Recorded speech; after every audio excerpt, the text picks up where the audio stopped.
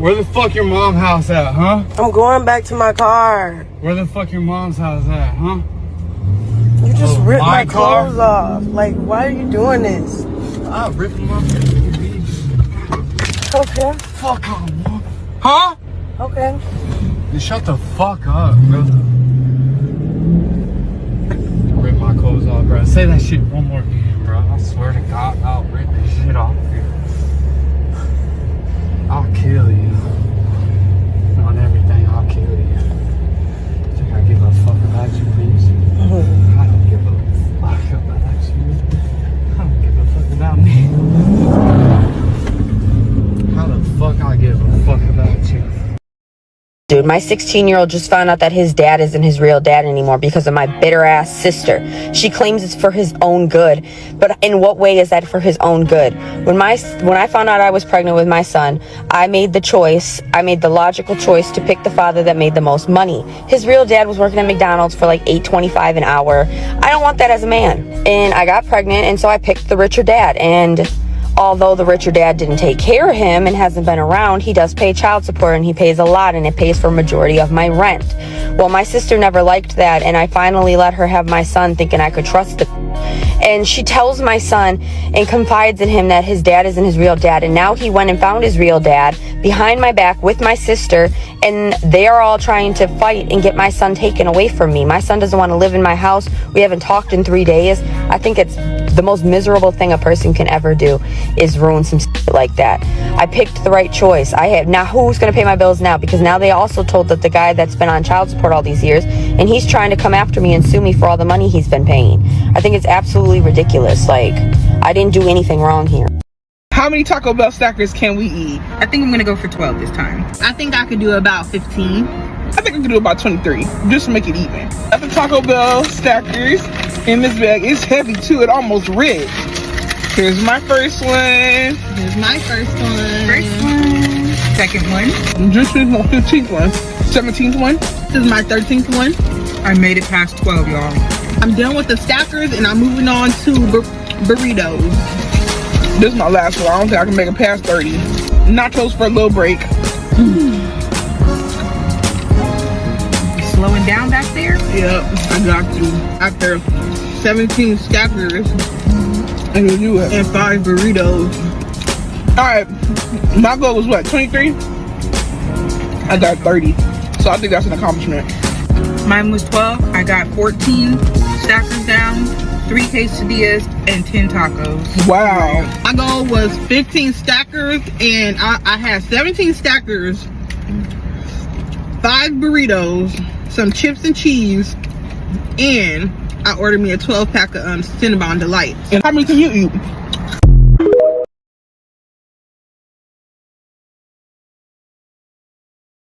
Was this not emotional incest?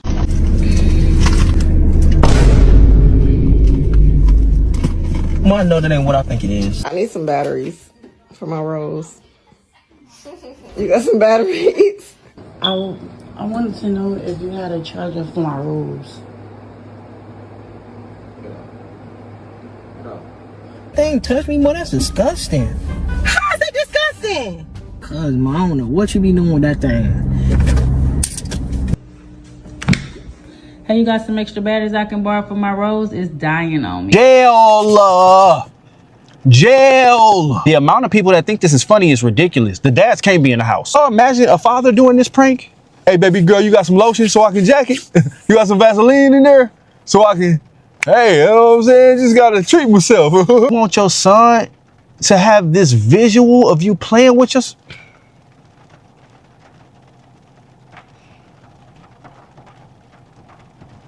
Y'all done took this whole my kids is my best friend shit too far.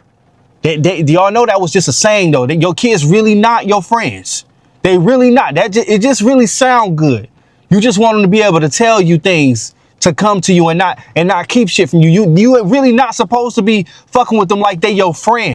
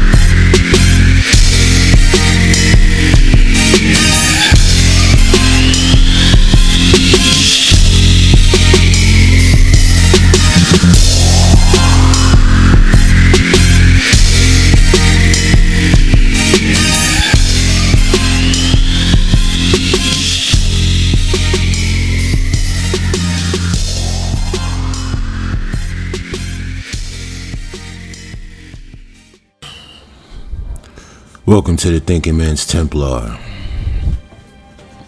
place where we say one life of freedom far outweighs a life full of lies and deception, and where the soldiers can come in from the war, remove their armor, drop their swords, and have conversations with like-minded men.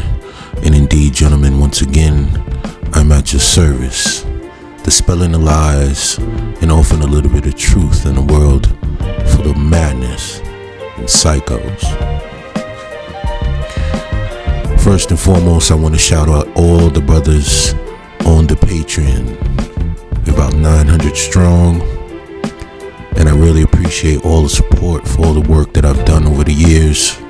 It is truly a blessing to be appreciated for what I do, when originally it was just something I tried on a whim by the suggestions of the one and only, the legend Black Ram, and it turned into something. And I'm glad I can say that I've contributed to helping, to teaching, to showing brothers a different path, giving brothers some motivation and inspiration, enlightening minds, freeing hearts, lifting the veil.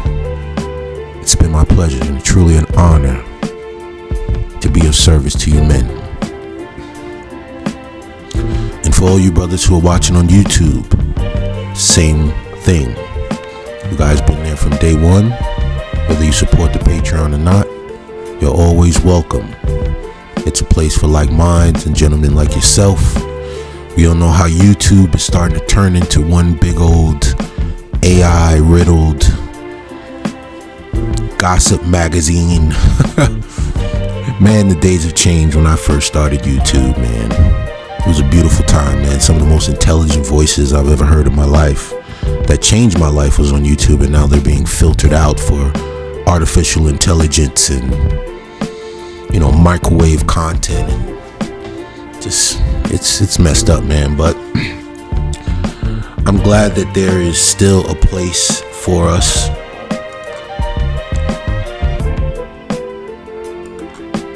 And that brothers can find a place to convene, share wisdom, meet other brothers, get enlightenment, things like that. So if you haven't joined, feel free. It's for the cup of a price of coffee, something light, but you can always assist with more if you feel it.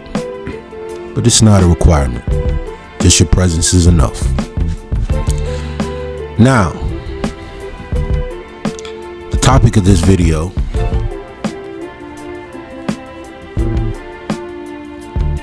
is how the world discourages men of discernment. Currently, in the current state of society, we've seen a drop-off in public morale, respect, decency, love for your fellow man, and it's just been overrun by wickedness, evil, just no love out there.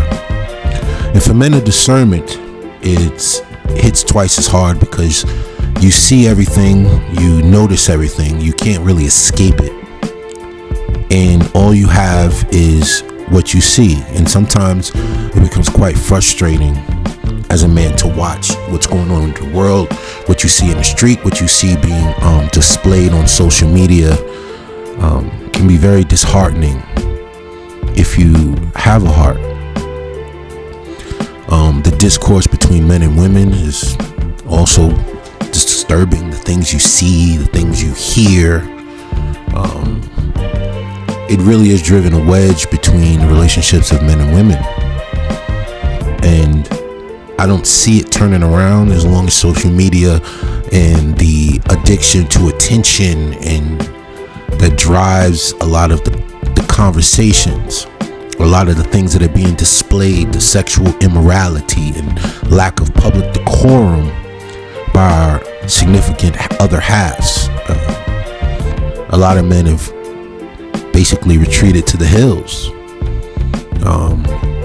and I don't fault them for that. I feel like any man is in his right mind to choose his survival first, his peace first over everything. You're not required to aid anyone or love anyone or date anyone or have children or marry anyone who doesn't fit the criteria and the standards that you have for yourself as a man. You're not obliged to any of that. So if you avoid that, or you take yourself to another country to find that is a perfectly rational choice. It's logical, it's intelligent, and intelligent men do intelligent things. Now they can try to shame that intelligence by saying you lack things and lack this and lack that. But here's the true thing about it, is what a lot of the women online forget to mention, that the men who actually truly are disheartened by the behavior of them are the men who actually have access to them, but also are intelligent. See, a lot of the men that women choose aren't men of high intelligence, because then they can manipulate them, they can run the show, men won't notice their shortcomings, and all exchange for a little bit of nookie. But men of intelligence don't run like that. And men of intelligence been bagging and tagging the same women since they were 15, 14, 16 years old. So after a certain point, the thing that really disheartens you is you start to think that the women you've been taking were just the ones that you would consider the jump offs that we all been smashing since we were teenagers. We thought that they were a separate group. You thought that they were a group outside of the women that you really want for wives. But then as you get older, you start to see there isn't many of those out there. You start to realize you keep running into the same type of women, whether they're out front with it or they're disguised and trying to trick you into believing they're a type of female that they're not. It becomes very disheartening, because these men have had access to these women for years, and they have experience. They have good stories and they have horror stories. So in the end, they start to make a decision based on past experience. And women love to say, oh, it's just the women you're choosing, and that's not the case. See, it's like a fisherman, or let's put it like this. It's like a fisherman that's doing industrial fishing, right? And you throw out a big net, and what you're going to get is a lot of little fish, a lot of trout, a lot of trash, a lot of things that you don't want in the net, because it's so plentiful. But if you're looking for something exotic, something like a marlin, you have to go and fish for that individually, and you might not ever see one, right? It's such a big deal to catch one because they're hard to catch. They're rarely caught, right? These things are rarities in the ocean, but the small little guppy fish and things that, whales and other animals feed on is because they're in mass and they're easy to catch in the net. But after a while, when you start to want something of value, you realize that you can't find it anywhere. It's harder to maintain, it's harder to obtain. And that's the problem, right? And it also leads into another conversation when I look at certain how a lot of women love to display themselves as these objects of extreme sexual desire. Inflated bodies and lips and heads, and everything is sexually related. They're online, they're doing this, they're doing that. They're naked on Twitter, they're naked on OnlyFans, they're naked everywhere, Instagram, wherever you want to call it. That's what they're doing. They're displaying this small piece of a person's personality. Your sexuality is a small fraction of the entire person, but then they display it as if it's their whole being. Their entire being is sex. It's provocative, right? And what I come to the conclusion is, when you don't have many other qualities, you try to accentuate on the things that you think have value, right? I liken that to, say, like an NBA player or an NBA prospect who can't play defense, he can't pass, he can't dunk, he has no basketball IQ. So he relies on his ability to shoot. So he tries to just shoot and be a great shooter because he figured teams would want somebody who can shoot, right? But what if the team wants a complete player? What's your use then? When they already have shooters. Now they need defense, they need playmakers, they need locker room guys. But all you can do is shoot.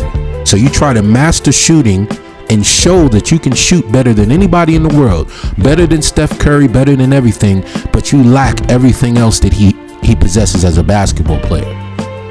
You try to trick GMs and general managers, so to speak, and teams into believing that this one quality of yours supersedes the full package of a good, talented NBA player or someone who, you know, what's shooting without defense? You can hit a three, but you give up a three.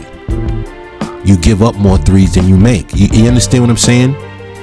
And this is what they try to do. They try to manipulate men and keep men in a constant 100% 24 hours, 7 days a week state of perpetual horniness, so that men can only see them for that. Now, weak men and silly men and goofy men fall for that all the time, but men of intelligence, men of discernment, they start to see through that. It starts to get old quick. You understand? Men become desensitized. They start to block you. They start to avoid you on social media. They don't want to see your twerking videos anymore. They don't want to see your OnlyFans advertisements on their Twitter anymore. They start to block you. They don't want to see it in the streets on public. I had a brother on my Patreon, shout out to him, who was telling the story how he was at a barbecue, a family barbecue, and all he saw was girls just acting out of pocket, twerking on people and acting just unruly, and he just couldn't understand it. It was disgusting to him. He couldn't wait to get out of there. And shout out to him for keeping it real and telling that story, because it speaks volumes of the state of mind that a lot of men have reached. They're over it. They're becoming tired of it. It becomes bad when men become more attracted to women who are dressed modestly than they are to women who are dressed provocatively. Men start to see a beautiful woman who's dressed with a little bit of class and sophistication, and her beauty outshines the girl who's half naked and twerking. You don't even want to see it anymore. It kind of grosses you out after a while. I don't want to see your body parts 24 hours a day, lady. I always say the story. I might look at a highlight of something on Twitter or somebody getting dunked on, and you can't even go in the comments without seeing a girl saying, "You can dunk on me," and putting all her breasts in the camera and twerking it. And it's like, you just go to the block button. You don't want it. It becomes like a nuisance. You know, you're becoming social media public nuisances. You know, women have become the new pervs, right? Remember back in the day, a man was a pervert if he would walk around in a trench coat and flash people. Ugh, right? Now, women are the new perverts. They're the ones flashing people unwarranted in public or social media, walking around half naked when nobody wants to see that, or they got their children with them, right? In a family restaurant. I remember a video of a young lady going to some restaurant in South or Texas, and she walked in the restaurant butt naked, right?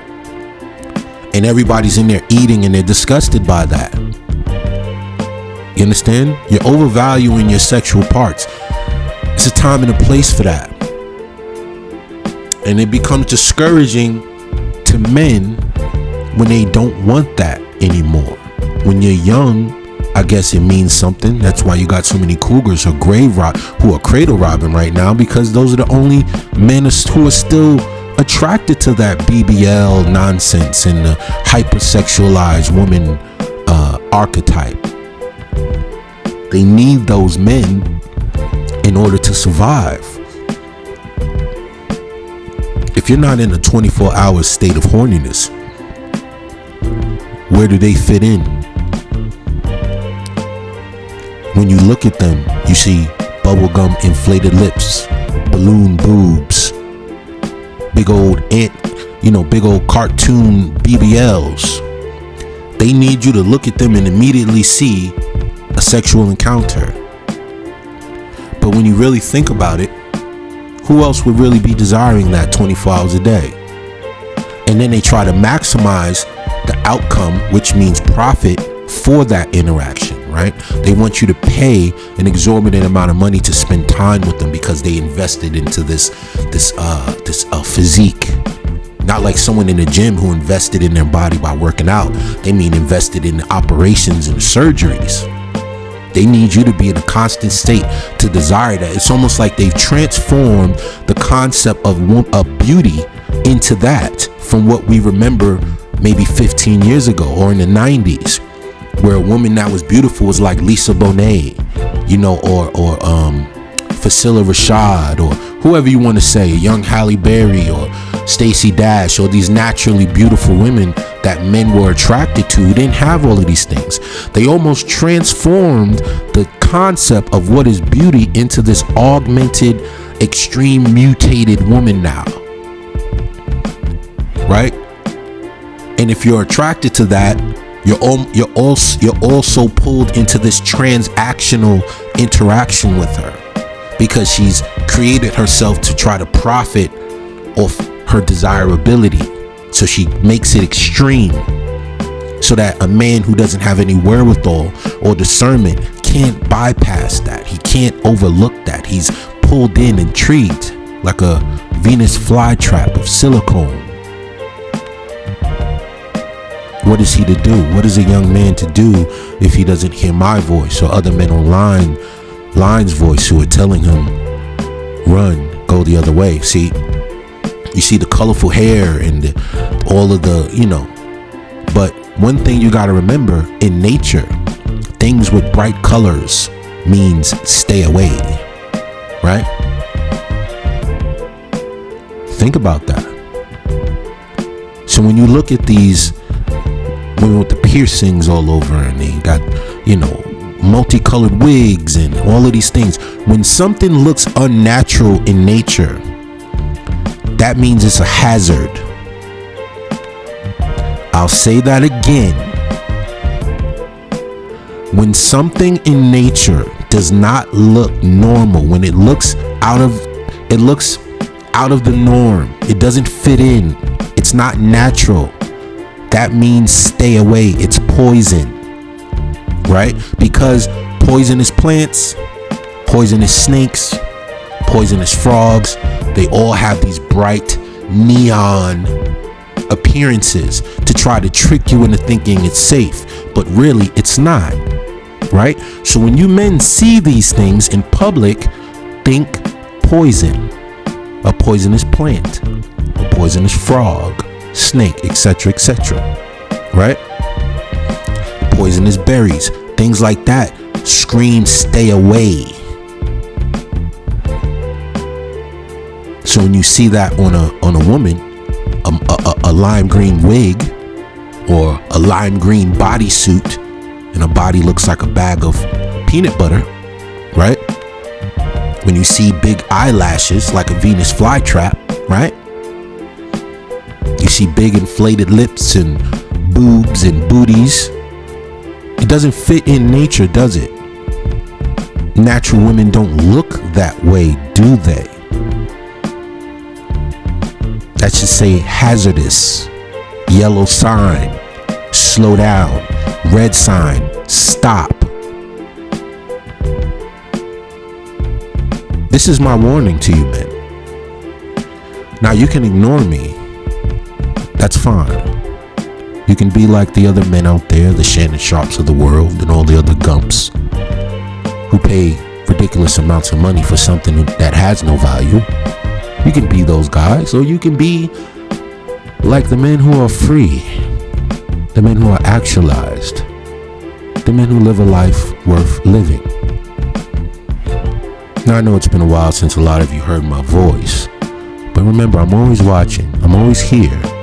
I might not be in the forefront, but I'm around, right? And like I said, if you still want access to more of my work, which has never stopped over the last couple of years, even though it has on YouTube, you can always look me up on Patreon for less than a Happy Meal at McDonald's, right? I'm not gatekeeping anything. The same work, the same long form videos, the same editing, everything, the same music, everything is the same. Even improved in a lot of ways, because over time I've gotten a lot of practice at the thing, at the skill, right? But anyway, this is a disheartening time for men who seek substance in their quote unquote better halves, right?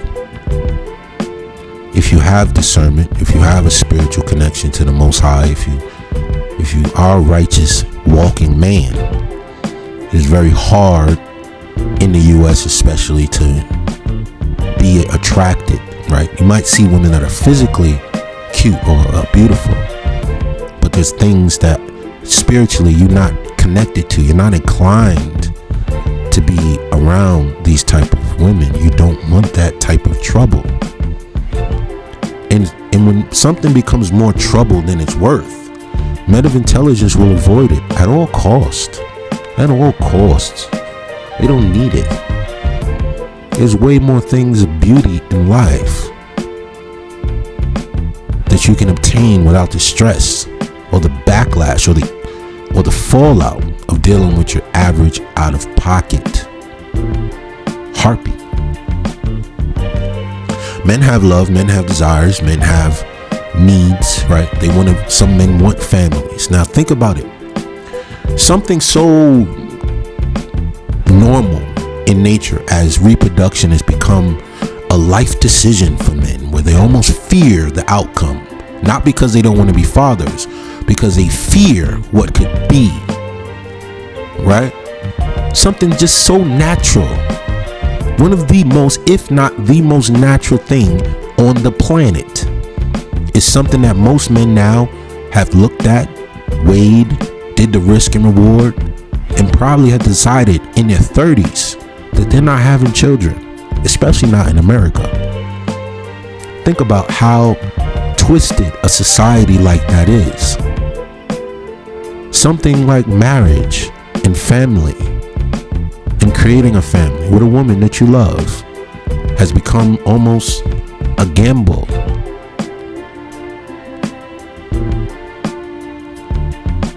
The casino always wins, it seems now. What are your chances of having something successful? Slim to none? If we're at slim to none, then a man with intelligence will avoid it altogether. He's going to throw his cards down, he's going to fold, and he's going to go home. He's going to take his winnings and losses, cut the deck, and leave. That's what intelligence is. It is wise for any man to look at the writing on the wall and make a decision for his life. That is wisdom, making the best decision that can keep you safe. This world is very discouraging to men who can see things for what they are. I've been telling you this for years. You have to look at the writing on the wall and make a business decision. Is this worth your time or not?